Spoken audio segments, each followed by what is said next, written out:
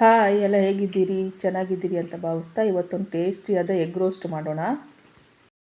ಮೊದಲಿಗೆ ಒಂದು ಪ್ಯಾನ್ ಇಟ್ಕೊಳ್ಳೋಣ. ಅದಕ್ಕೆ ಸ್ವಲ್ಪ ಎಣ್ಣೆ, ಸಾಸಿವೆ, ಕರಿಬೇವಿನ ಸೊಪ್ಪು ಹಾಕ್ಕೊಳ್ಳೋಣ. ನಂತರ ಒಂದು 2-3 ಮೆಣಸಿನ್ಕಾಯಿ ಹಾಕ್ಕೊಳ್ಳೋಣ.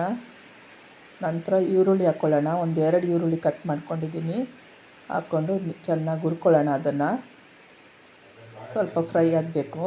ಹುರ್ಕೊಂಡಿದ ನಂತರ 1 ಸ್ಪೂನ್ ಬೆಳ್ಳುಳ್ಳಿ ಶುಂಠಿ ಪೇಸ್ಟ್ ಹಾಕ್ಕೊಳ್ಳಿ. ಅದನ್ನು ನೀಟಾಗಿ ಒಳ್ಳೆ ಘಮ ಬರೋ ಗಂಟ ಹುರ್ಕೊಳ್ಳಿ. ನಂತರ 1 ಟೊಮೆಟೊ ಕಟ್ ಮಾಡ್ಕೊಂಡಿದ್ದೀನಿ. ನಿಮಗೆ ಎಷ್ಟು ಬೇಕೋ ಅಷ್ಟು ನೋಡ್ಕೊಂಡು ಹಾಕ್ಕೊಳ್ಳಿ.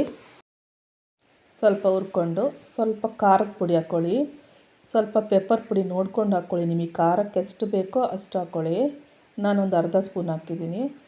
ಒಂದು ಅರ್ಧ ಸ್ಪೂನ್ ಅರಿಶಿನ ಪುಡಿ ಹಾಕ್ಕೊಳ್ಳಿ. ನೀಟಾಗಿ ಎಲ್ಲ ಫ್ರೈ ಮಾಡ್ಕೊಳ್ಳಿ. ಫ್ರೈ ಮಾಡಿದ ನಂತರ ಸ್ವಲ್ಪ ಉಪ್ಪು ಹಾಕ್ಕೊಳ್ಳಿ. ರುಚಿಗೆ ತಕ್ಕಷ್ಟು ಉಪ್ಪು ಹಾಕ್ಕೊಳ್ಳಿ. ನಂತರ ಸ್ವಲ್ಪ ನೀರು ಹಾಕ್ಕೊಳ್ಳಿ. ಅದನ್ನೆಲ್ಲ ಸ್ವಲ್ಪ ನೀಟಾಗಿ ಮಿಕ್ಸ್ ಮಾಡ್ಕೊಂಡ್ಬಿಡಿ. ನಂತರ ಒಂದೊಂದೇ ಮೊಟ್ಟೆ ಹೊಡಿತಾ ಬನ್ನಿ. ದೂರ ಹೊಡಿತಾ ಬನ್ನಿ. ತೀರಾ ಹತ್ರ ಹಾಕಬೇಡಿ. ಈ ರೀತಿ ಎಲ್ಲ ಮೊಟ್ಟೆ ಹೊಡ್ಕೊಂಡಾದಮೇಲೆ ಅದನ್ನು ಲೋ ಫ್ಲೇಮಲ್ಲಿ ಒಂದು 2 ನಿಮಿಷ ಬೇಯಕ್ಕೆ ಬಿಡೋಣ. ನಂತರ ಈ ರೀತಿ ಬೆಂದಿರುತ್ತೆ. ಇದನ್ನು ನೀಟಾಗಿ ಕಟ್ ಮಾಡ್ಕೊಳ್ಳೋಣ. ಒಂದೊಂದೇ ಪೀಸಾಗಿ ಒಂದೊಂದೇ ಕಟ್ ಮಾಡ್ಕೊಳ್ಳಿ. ಸಪ್ರೇಟ್ ಮಾಡ್ಕೊಳ್ಳಿ. ಎಲ್ಲ ಮಾಡಿಕೊಂಡು ಅದನ್ನು ಒಂದೊಂದೇ ತಿರುವಾಕೋತಾ ಬನ್ನಿ.